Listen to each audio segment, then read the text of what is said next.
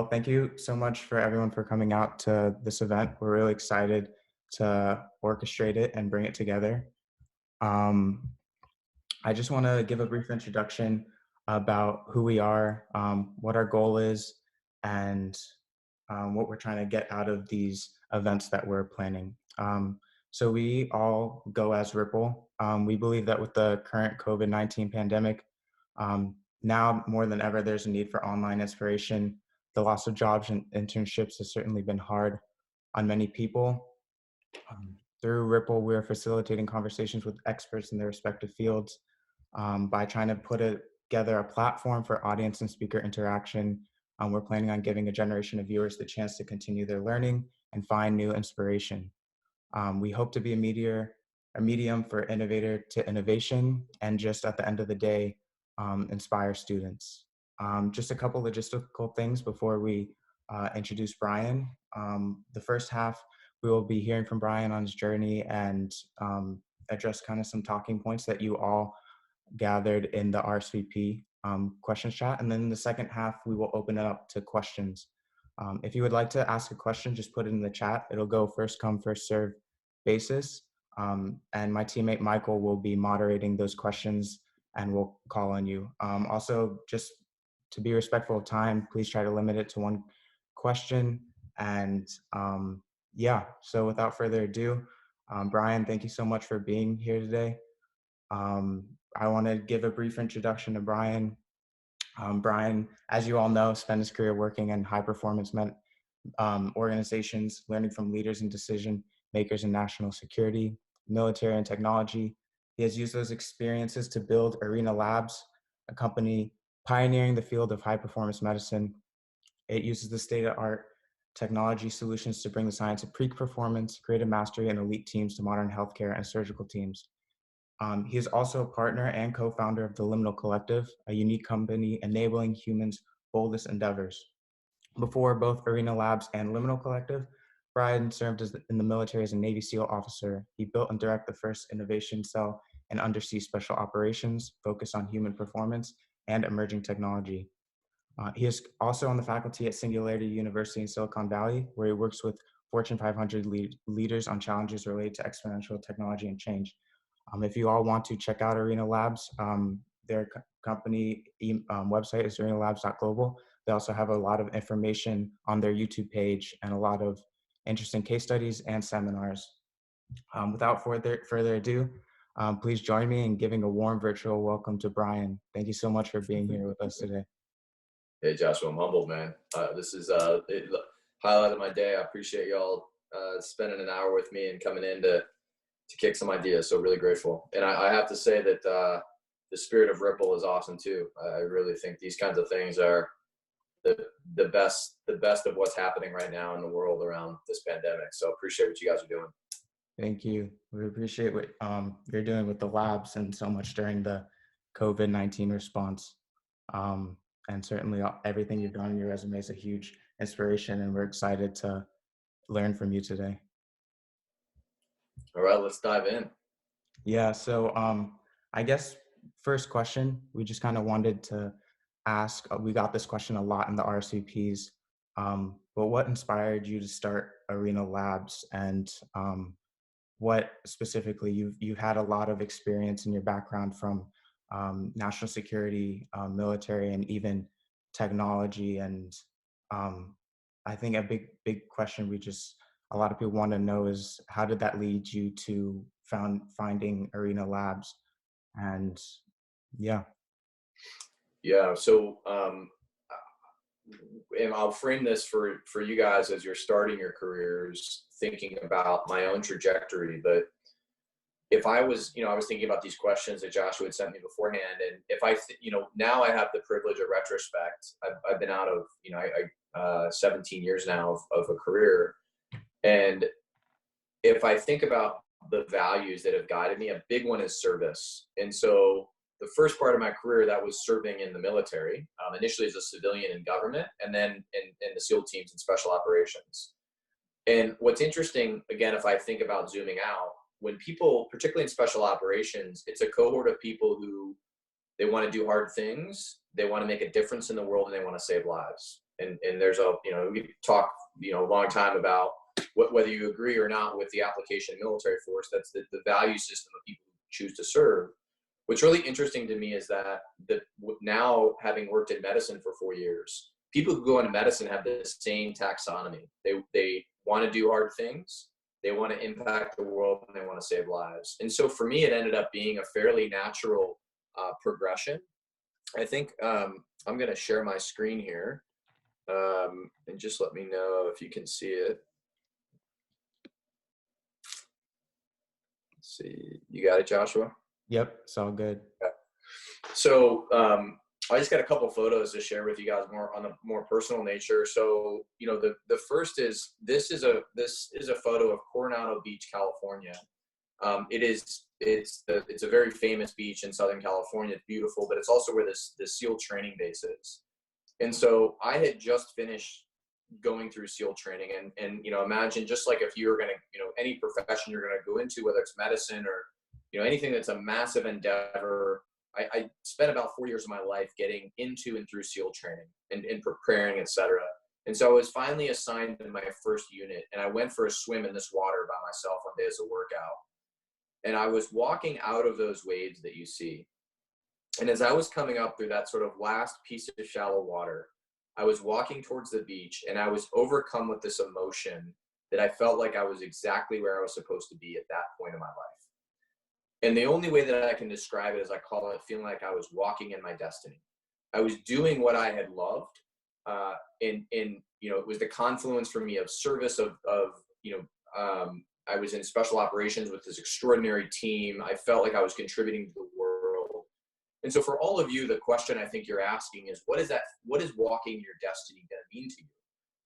And so the way that you get to that, I think, is by starting to think about what are the things that really inspire you about the world, and how do you bring your story together. So when I was going into medicine, when I came out of this, eventually it was time for me to leave the military. And that's really hard, because I'm giving up this feeling, but I personally had grown in a way where I was ready for something new. And so, as I think about my own life, this is a photo. This is my mom, late 70s, becoming a nurse. You can see how just ecstatic she looks with pride. And she just deeply loved that. And so growing up for me, my kitchen table was always about the operating room and some of the challenges she had, or things that didn't go well. And she just deeply loved her career. And so for me, I share with you guys the real meaning in my work now. I boil down to this image. So this is the 1987 National Geographic Photo of the Year. This was taken in the Eastern Bloc of the Soviet Union in Poland. 1987. It was the first heart transplant ever conducted, and it was actually said to be impossible. And so imagine 23 hours of a grueling surgery with very rudimentary technology, something that had never been done. And at the end of 23 hours, if you look at this photo, you look in the back right-hand corner, you see the nurse collapsed in exhaustion. And if you look at Dr. Religa, the surgeon, his body is exhausted. You can tell that he is physically worn out, but his eyes are almost willing that patient alive. And so for me, the privilege of working in modern medicine blends that world I came from in national security with a new way to contribute. And it's a series of hard problems and challenges. But at the end of the day, it allows me to stay rooted in service, but in a very different way, where I still feel like now I'm moving towards what is that walking my destiny feel like in this chapter of my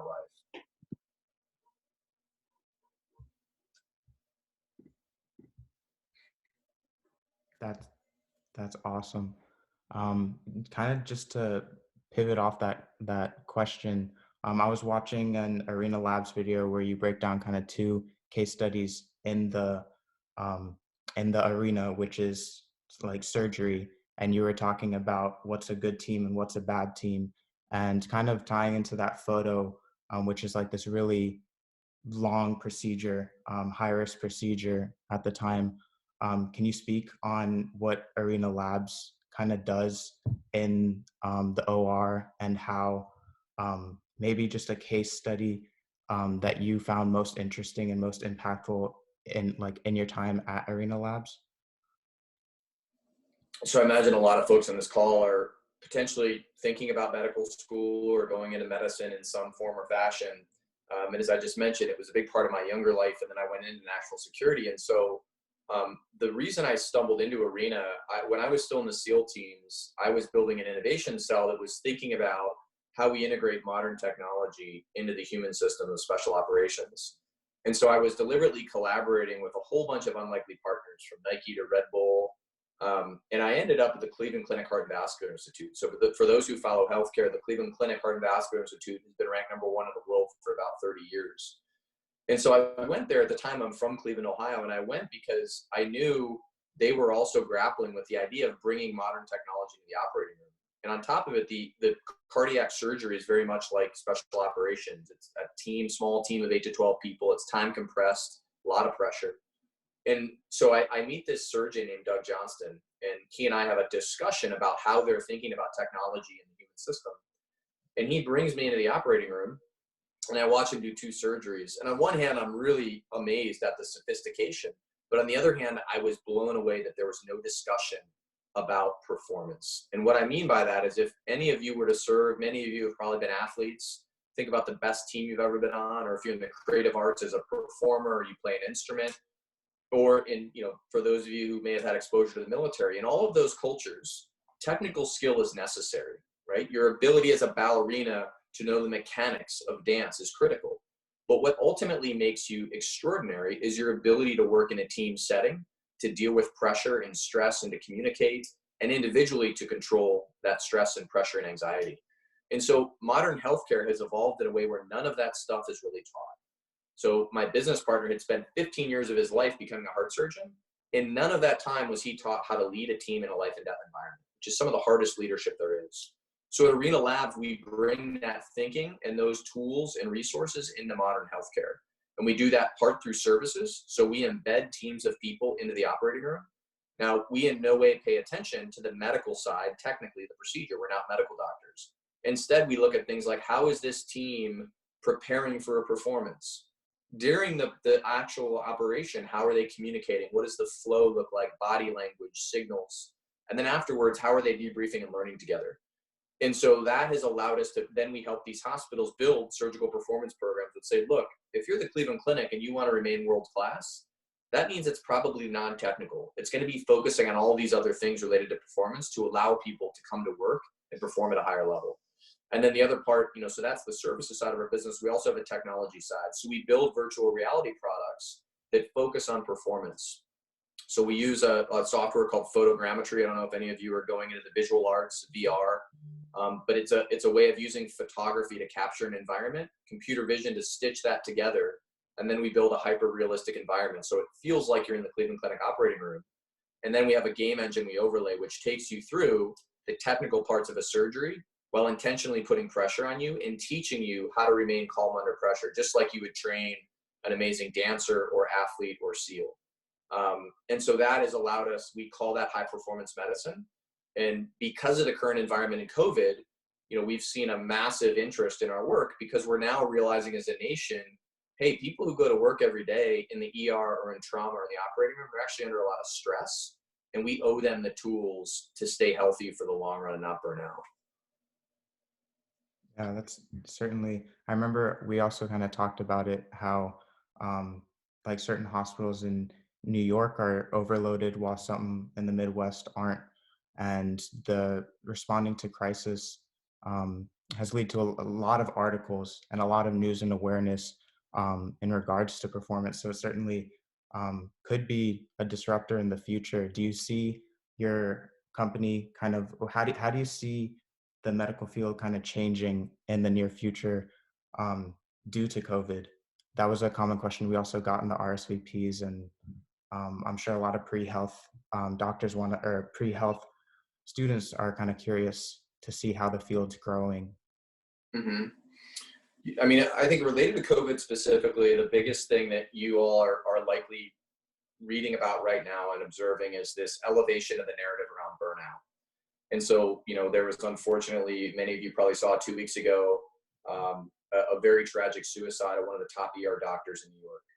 And these things are, they're more and more common and we know when you look at the world of the military, what the military went through with 19 years of combat operations, these things take a toll on the human system.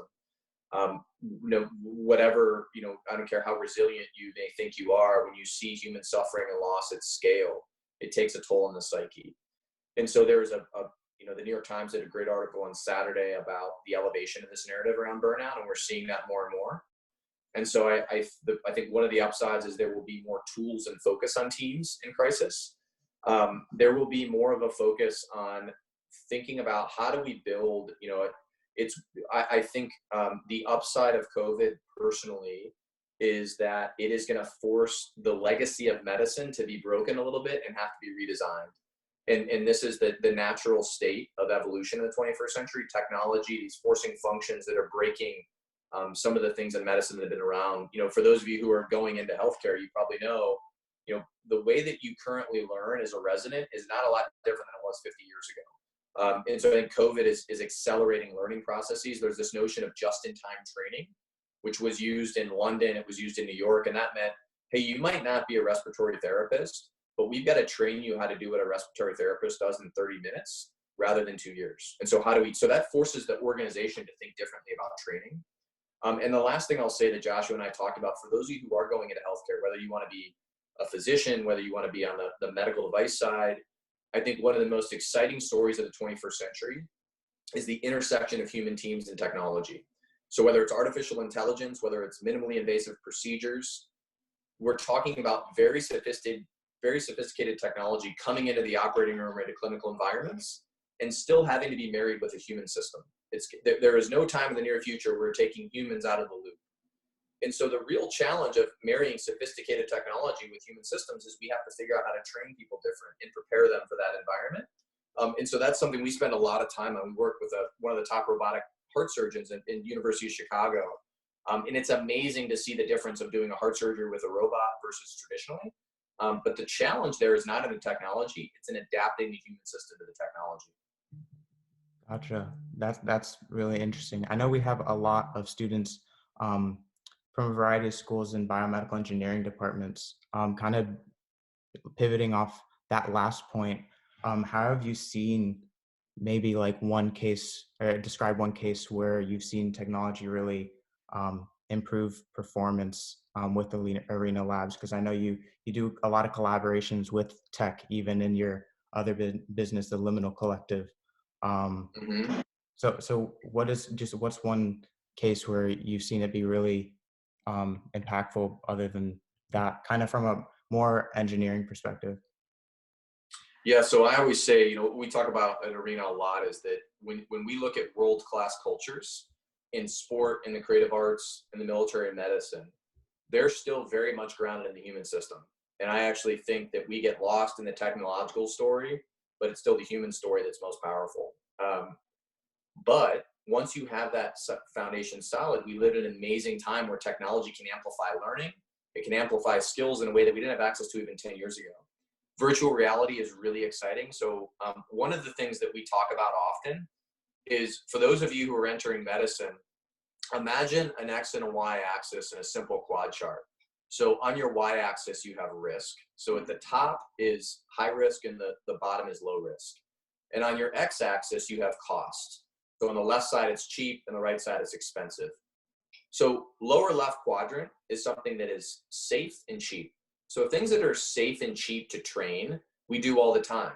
So in medicine, that's, that might be the basic stitching that happens in surgery, right? It's just something we've got really good at.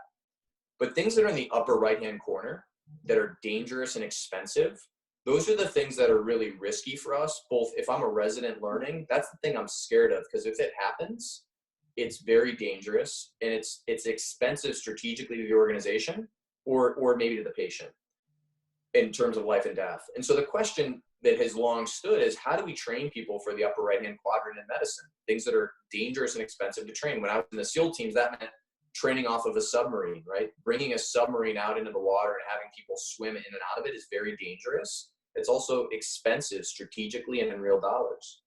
This is where technology has allowed us. We now build these virtual environments where you can train in that upper right-hand quadrant in something that is expensive and dangerous to train from the safety and low cost of a virtual space. So we're seeing that start to dramatically change training in healthcare. And what we focus on is on not only the technical skill there that you're acquiring through pattern recognition, but how do we train you then to stay calm and focused in what is a dangerous environment? And so that, we've done a lot of that pioneering work here at the Cleveland Clinic with their residents in helping them reimagine training. And I think specifically, Joshua, your question, the other space, I mentioned robotics earlier, but the robotic side, when teams understand how to integrate training with new technology, it's amazing how technology saves time. It makes, so a robotic heart surgery, if you all went to University of Chicago and needed heart surgery and did it with a robot, you could go home within 24 hours. You wouldn't have your chest cut open. You'd have 4 small 4-millimeter incisions, and you wouldn't have the trauma of your breastbone being broken open. Now, in order to do that well, that human system has to be trained to use that technology. And that, as I said earlier, is really challenging. But when people do it well, we're seeing, the entire healthcare landscape start to dramatically shift. That's so interesting to see. And it's kind of surprising in a lot of ways that performance hasn't really been taught, or these kind of like high risk scenarios haven't been really emphasized in medical educations over 50 years. But certainly after COVID, like you said, it'd be interesting to see how it changes moving forward. Kind of the last question I want to ask before moving into Q&As and letting the audience interact with you is, how do you view this opportunity in COVID-19 from a career perspective? A lot of people have uncertainty with their careers, lost jobs, and students lost internships. And a lot of people are in I call it kind of like a maybe. Everything's a maybe right now. Yeah. Whether it's, do you have an internship? A lot of the times the answer is maybe. What are your plans for next year? I don't know, maybe this, maybe that. So what advice would you give to students right now when there's a lot of uncertainty in the world, but when they're looking also to build their careers or seek opportunities, internships, and et cetera? Without sounding cliche, I would also, you all are, I'm sure, living this right now, and it's easier said than done, but every opportunity is, I think, in some way manifested from a challenge, or people who reimagine a challenge or see opportunity in that challenge. I really believe there's some powerful narratives coming out of this, not just in healthcare, but in how society lives and interacts, that are going to make people really think about how they live. And so I actually think it's an extraordinary time to be starting fresh, because the rest of the world, frankly, is. And you guys are in a position to really decide where you want to spend your time and what the first chapter of your life looks like. And I just think that's awesome. The question is, okay, very practically, what does that mean for you? For those of you who have mobility, as things start to reopen, I think that this is a time, I think of my own company, people are hungry for talent that can move quick in today's world, that understands, like, one of the big transitions we're seeing is this digitalization. Now, this Zoom is a classic example. We would traditionally be having to do this last year in person, a big auditorium maybe. But as that happens, people who can quickly navigate and adapt in this environment, that's a skill. And the reality is there's a certain age demographic of people who just don't have that. And so the skills that are needed in this new economy are going to feel second nature to most of you. But more importantly, I think it's the difference is going to be the people who are willing to really lean into risk. And I love history as a lesson. And I think about prior crises, and the people I admire as leaders, they're people who leaned into risk. And I am a huge believer that you can take the risk out of life and you can live a reasonably normal life. But the people who are extraordinary human stories, whether they're Americans or otherwise, are people who leaned into risk and took that on in order to go do something they believed in or contributed. And that stuff can almost, when we boil it down, it can almost sound just like sound bites. But when you look at the people who you and I get excited about learning from or look up to, they took a crisis and saw an opportunity, went and leaned in. And so I would say, like, just take some risk right now. There's no better time. You didn't get an internship. Where do you want to intern? How do you figure out a way to navigate into the place you want to be? And I can tell you right now that every company is looking for creative resources and talent. and the hiring might not be ideal, and the economics of it for a little while might be challenging, but I assure you that there's going to be a major resetting, and people with your skills and talent are going to be in high demand. That's awesome to hear. I'm sure a lot of students, it's a big concern right now, and I think a lot of people can get caught up easily into the I don't have an internship, or freak out that I don't have a job planned up and stuff like that. But kind of like us, when we started this kind of initiative, our entrepreneurship professor, like his motto is that like kind of also make your own internship, like find work for yourself. It's the perfect time to do what you like, learn skills you want to do, and just seek it out. There's really nothing to lose at this point. So at Yeah, this point, when I interned, I had 2 internships when I was in college, and both were in Washington, D.C., and they were unpaid. And it was painful, but I just saw it as an investment. And if you think about, it's essentially free work. And if you were to reach out to the company that you love or that you want to work for, and you found someone there and said, look, I'm willing to work for you virtually for free for the next 3 months.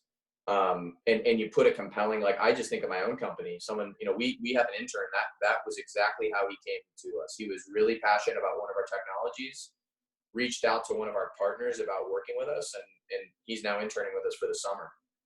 But like ultimately that proactive posture of, don't wait on something, or don't wait on the world to reset and reopen, just go after what you want right now. That mindset is incredibly powerful.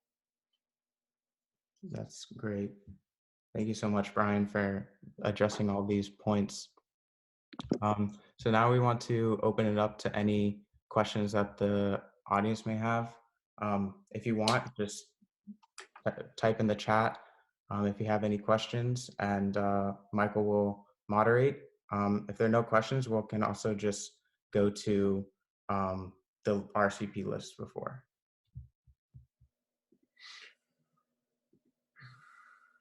Do you want me, Joshua, to answer these questions that come in, or how would you like to?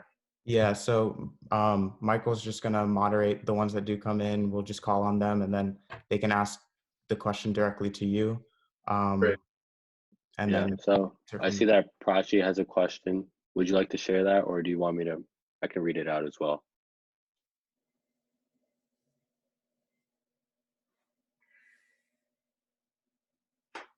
Yeah, I mean, I can see it here, so I'm glad to answer it if you're asking me the question. Yeah. Sure. So Prachi's asking, we're using VR technology for training medical professionals. Is it a simulation technique to mimic hospital crises, and how effective is it? So it is. We're actually mimicking crisis in the operating room. So one of the skills that you see really conditioned in other disciplines that are high pressure is the ability to be self-aware of your own anxiety and fear. So if any of you were to go maybe be pilots or into special operations, or you're going to go perform on stage, there's a natural anxiety about doing a skill that comes with the pressure to perform. And so where our company is solely focused is on the intersection of performance with high-risk skills. And so the simulations we build in virtual reality, the first one we built was for heart surgery. So if any of you are familiar with heart surgery, there is a very tenuous moment when, if I have a heart surgery done, they actually cut my chest open, stop my heart.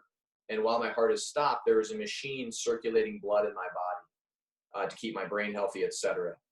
That at some point they restart my heart and stop that pump. And so that is called coming off pump. It is a very high stress for someone learning. It's a very risky part of the surgery. Things can go wrong. And so we built a simulator. Our first one was for coming off of pump for residents in heart surgery. And so they're going through that actual procedure, and there's a logic built in our gaming engine that takes them through an increasingly challenging set of circumstances. And we're measuring their heart rate through a heart rate monitor, so they can actually see it in the headset, and they have to learn to correlate, hey, I'm nervous, with the fact that my heart rate is elevated. Now I've still got to do a technical skill. In this case, it's going to bring this person's heart back to good health, while also managing my own physiology and stress so that I don't lose composure And then, because what happens is on a stress curve, there's a point at which so much stress causes us to physiologically shut down. We're not cognitively sharp. We don't communicate. We've all had that feeling when we've been really scared. So we train people on the front end of that curve to get comfortable, and more importantly, to have agency in managing that stress and pressure. So we've seen phenomenal results in the scenarios we've built, and what we measure our decision time, 360-degree awareness. So in the operating room, you're in a VR headset, an Oculus Quest. How much are you looking around at your environment and aware? And then we also measure your, the way that you're communicating. Are you looking and communicating in the right sequence and cadence?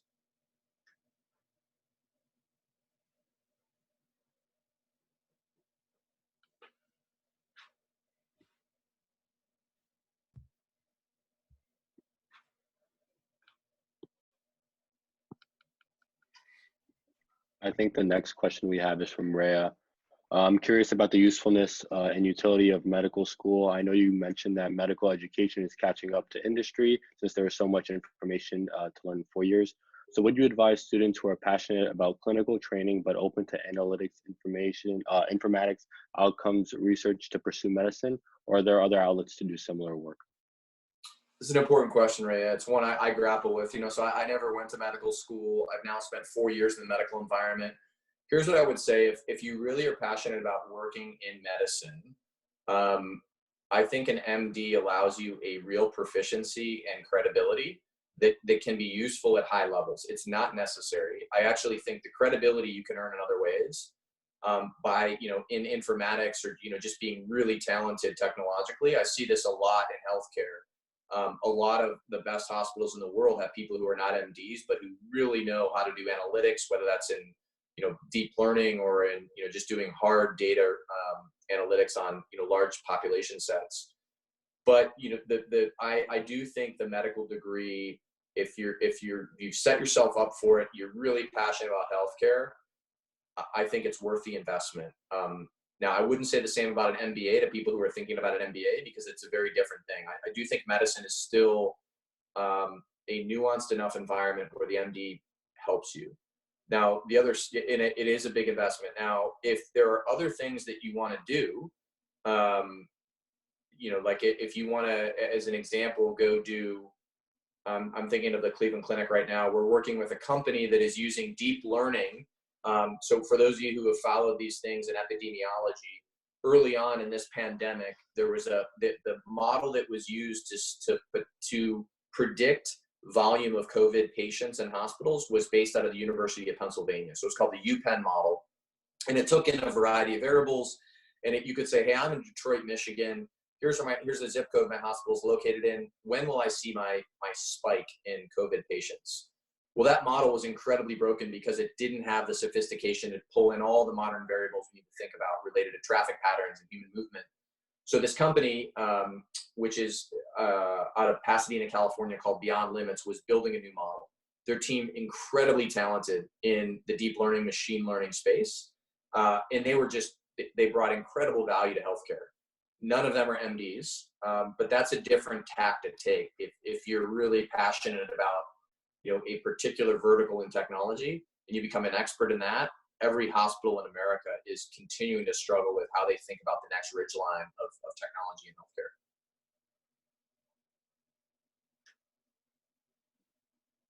That was great. And the next question is from Rayon. And the question is, in overcoming the anxiety that comes with these high-risk procedures, it sounds like practice is how you believe we should overcome this. How do you train people? How do you train people to overcome the anxiety and stress of something new and unpredictable? This is one of the most important questions that I personally believe, stepping back just in general in life, that growth is rooted in stepping into the unknown. So my other company is actually called Liminal Collective, the one I'm a partner in. So Arena Labs only focuses in medicine. Liminal Collective looks at performance in all the verticals outside of medicine. So we do work in sport and in space.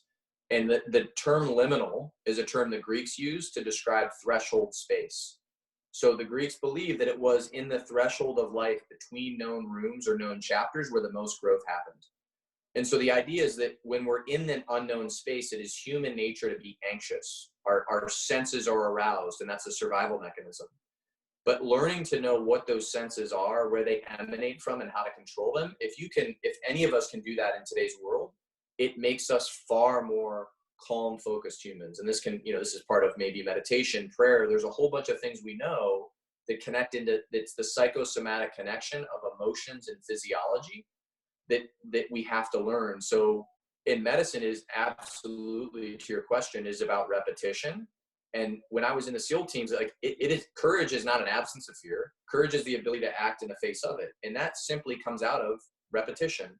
And the more comfortable you get working in a space that is unknown, where you're anxious, the more you begin to navigate those emotions in a healthy way, rather than the first time they hit you and you become overwhelmed. So in medicine, that's pattern recognition and training. In my personal life, that's doing things that make me uncomfortable. Those are a lot of really great points. The next question is from Rohan. When doing a cost-benefit analysis for a new technology used in the operating room, how does one put a weight on the success of the technology versus the risk it can bring? For example, when you were talking about humans and technology coming together, I thought of Da Vinci surgical robots. How do you think they weigh a user error into the cost-benefit versus all the pros that the robot brings? Yeah, this is another great question, Rohan. Full disclosure, I've never been inside of the development of an FDA approved, piece of technology. So Da Vinci, because it is used on humans in the OR, it requires a very significant approval. And this is the real challenge. This is also why, to the earlier question about going to medical school, one of the things that's really tricky about medicine is the barriers to entry are so high. If you're going to do a startup in healthcare, building a technology that can be used in the OR, it just takes years, because what you're talking about, the risk mitigation, is at the core of being safe. That's almost a whole nother discussion. And there are companies, so we do work with Edwards Life Sciences, which is a major medical device company based out of California. And if you saw their infrastructure for how they think about these things, there's a reason that these devices are so expensive, because the front end investment to safely develop technology and then do human trials it's incredibly laborious. The flip side of that question, the technology that we build is always for training, or it's something that even if it's used in the OR does not need FDA approval. So as an example, we put a wearable device on teams to measure stress that's worn on the bicep, but it doesn't, it's worn by a surgeon or nurse, but it doesn't require FDA approval. In that spirit, cost benefit for me is really, how do we move as fast as possible to learn what doesn't work so that we can improve the product? And for those of you who are, seemingly you're all interested in entrepreneurship, this gets into human-centered design and, MVPs. And so if you build your MVP, minimally viable product, the thing that you can build the fastest and the cheapest that still works to get you some insight, then you can continue to iterate so that you're more quickly getting to the right solution, rather than going in guessing what the right solution is and putting a whole bunch of money and time into it and then realizing it was wrong and having to go back to the drawing board. Right, for sure. And there were a lot of great viewpoints in that answer as well. The next question is from Christiana. And the question is, do you foresee these types of VR technologies becoming available to hospitals across the board throughout the country, or even to military doctors, instead of technology that is available to the top performing hospitals like in Cleveland? Yeah, Christiana, our goal here is democratizing all of this. And I do think this is one of the beauties of the 21st century, is that these things are very scalable. VR technology is actually, that when you look into licensing models, this is part of our current business model. One of the things that there's two different ways to go about it. You can take a hospital in Nebraska and they want to create their own content and they want to make their own training devices. It ends up being cheaper than having to go out often, not all the time, but often than buying a whole piece of infrastructure that's installed, and it comes with very expensive, updating sequences. And this is sort of the old school model of this physical training center that you have to go visit. And so what we're building is something that is very mobile. It's cost effective. Its form factor is small. And then, every student can have an Oculus Quest at home and you can update content via Bluetooth or Wi-Fi. And so then you get into the model where you either make your own content or you license from the world's top institutions like the Mayo Clinic or the Cleveland Clinic. Our company, Arena Labs, is actually working right now in something called Small Business Innovation Research with the Department of Defense to bring this technology into the Department of Defense. So we're simultaneously doing that as well. Awesome. And then the last question we have is from Thomas. What routines and habits do you use to incorporate these principles of high performance into your own personal development? Do you have any suggestions for books, resources, or other practices that we could use to amplify our own personal and professional performance? Thomas, I appreciate you asking that. It's just a personal passion of mine. And the reason is that, I think however one wants to live, provided that it's taking you on the journey that you're after, then that's great. Not everyone, is into working out. Not everyone is into eating a certain way. But we live in a time where the amount of information available to us about the human mind and body is just insanely inspiring. And so, we can go get incredible access to our own blood work, to, the body scans at very low prices to understand our bodies and our minds, so that as you go into your career, how to keep your mind sharp and your body healthy. So this is a huge passion of mine.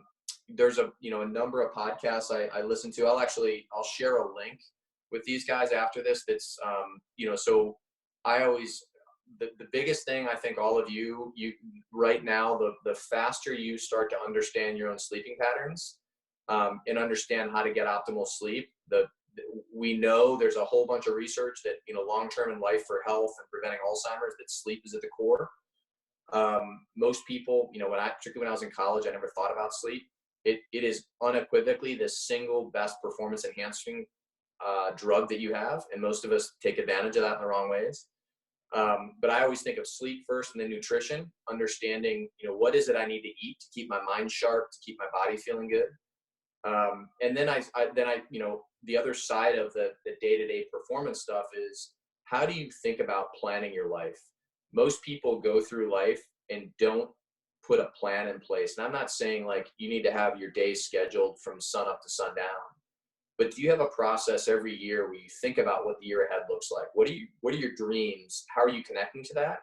And then how do you take that annual process and connect it to a monthly, weekly, and daily outcome?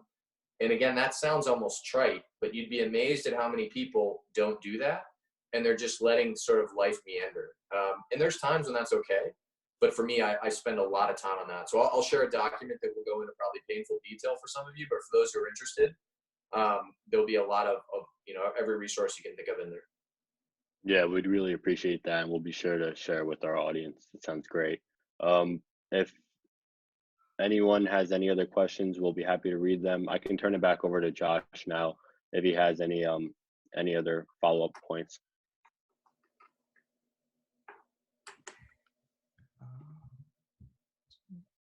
So yeah, there's we gathered a lot of questions from people before this, close to 40. So I thought another one that's good to pivot off the last talking point was that one person asked, do you think that is there one mindset or kind of beginning solution that is good to apply between vastly different industries?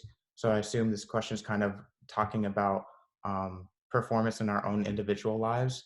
So I thought it would be a good kind of talking point. What is like a one mindset or kind of like rule that's good to follow in terms of tackling different issues, no matter what your career is? I believe strongly that it's humility. And most people hear humility, I think the lack of braggadocio or the lack of boasting. But to me, humility is no matter how smart you are, how good you are, always returning to the beginner's mind and asking deep questions and knowing what you don't know. There's more to teach. There's more to learn. The most extraordinary, many of you may have seen, as an example, Kobe Bryant, recently lived in California. When you deconstruct that story, someone who's just so humble in an approach to learning. We have Erin Cafaro is a woman on our team who's one of our performance ambassadors, 2-time gold medalist, champion in women's rowing. Her mindset is just so hungry to learn.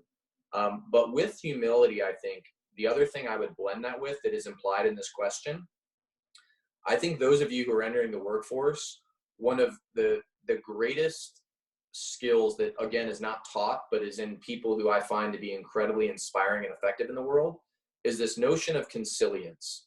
So consilience is a term I had never heard. A friend of mine, I'm involved in something called the Santa Fe Institute on Complexity, which does complexity science. And the chairman of the board there is a guy named Michael Mauboussin. And Michael is one of these really passionate investors. He's had an extraordinary life investing and thinking differently. And the reason he's been so successful is he attributes to consilience. And consilience is the notion that people from two very different worlds that have the same problem come together. And when they share those challenges, the shared nature of that conversation creates epiphanies for new approaches. So that's exactly what we do at Arena Labs. We bring a world-class ballet dancer and a world-class Olympic rower into the operating room, and they observe surgery, and they're bringing their thinking and their framework of performance in and helping surgical teams think about training differently. For those of you, whatever field, whether you're going to finance or medicine or robotics, energy, the more friends and the more exploration you humbly do outside of your craft, the better you can bring fresh ideas and perspective into that world. And people who just stay defined in one discipline and know nothing outside of it, I find they tend to get really limited over the long run, because the nature of today's world is that things change so quickly. So what is like, and I also saw kind of on the website, you even have like a jazz musician on your team, and a very, like when someone looks at the website, like just scrolling down, you see a variety of different professions. How does, what does that look like when you go to assess maybe performance in an OR and surgery? How do those players that people, when looking at Arena Labs or the work you do, who initially think, how does maybe a musician impact performance with OR? How does that translate in your company? Yeah, we have to, we're always careful with how we balance that narrative, so it doesn't feel as though it's, we're just sort of hokey, I guess. And so we balance, we always have a team of people from our core team on the ground. So as an example, we recently finished work at the Level 1 Trauma Center in Washington, D.C. And so we had a team of 5 people on the ground for 6 weeks. 4 of those were the same people for all 6 weeks. So myself, our director of performance, and 2 of our human-centered design experts who were running interviews and doing design sprints. Every week we had a performance ambassador come in for 1 week. And so we had a jazz musician, we had a fighter pilot, we had a ballet dancer, we had a sports psychologist. And each of those people, they come for a week, they embed in the OR. And so what we're balancing is the deep knowledge that our core team is getting with the fresh perspective every week of a performance ambassador who's been at the top of their craft in another high pressure discipline. And so by nature, we're blending deeper expertise in pattern recognition with the challenge of a new perspective every 5 weeks or once a week for 5 weeks. And we found that to be ultimately what we're doing is we're giving our partners in healthcare a really well-rounded view into how their teams work, and more importantly, how their teams can be built better around performance. That's really interesting to think about. And that's a really neat structure in bringing different kind of players along this kind of huge process. I guess one of the last few questions that was repeated a couple times is what was the most interesting, or what does it say? What was the, I guess, most interesting reaction you've seen, or kind of problem you've seen in the OR, and how did you go from kind of fixing that performance standard? Like, this kind of goes back to the case study where you talked about in your Arena Labs video of this doctor who was kind of berating and criticizing this nurse, and this nurse was shaking and her performance was decreasing as the operation was going on.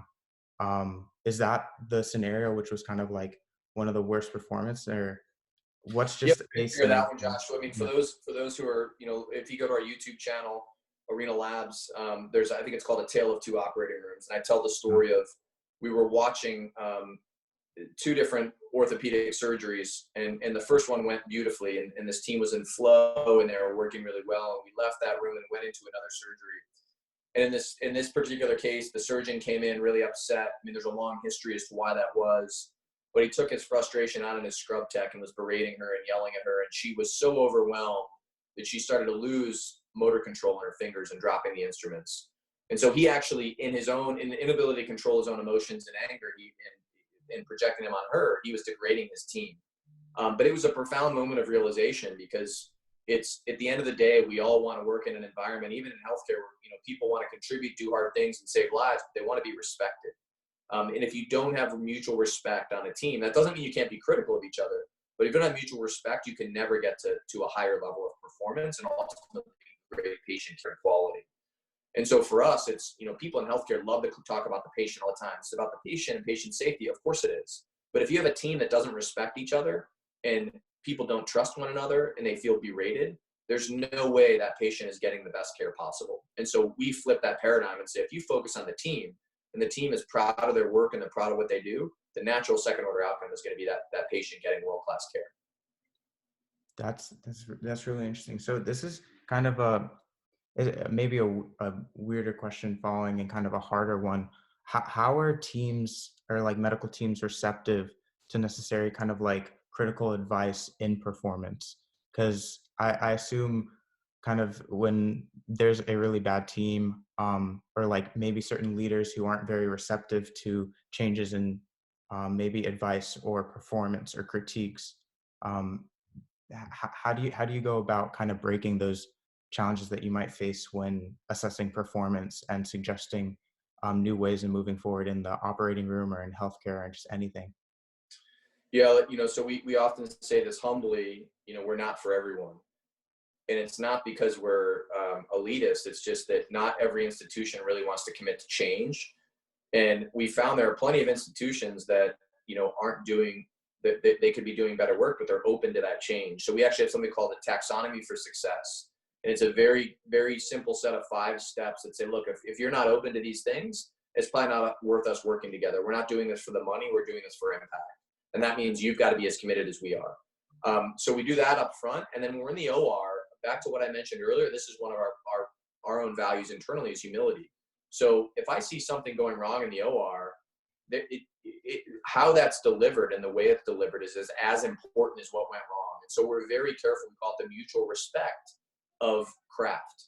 And so if I go sit with a surgeon and say, look, you know, I understand you're frustrated, and I give the perspective, you just degraded your team, and I talk about that from perspective of how people in special operations or in the SEAL teams handle that scenario, it creates an opening for them to be willing to listen to someone who they feel like is coming at them from almost as a peer. So we're really careful, and that's why we bring these performance ambassadors in, because there's this mutual respect of people who have spent careers doing hard things in high risk life and death circumstances.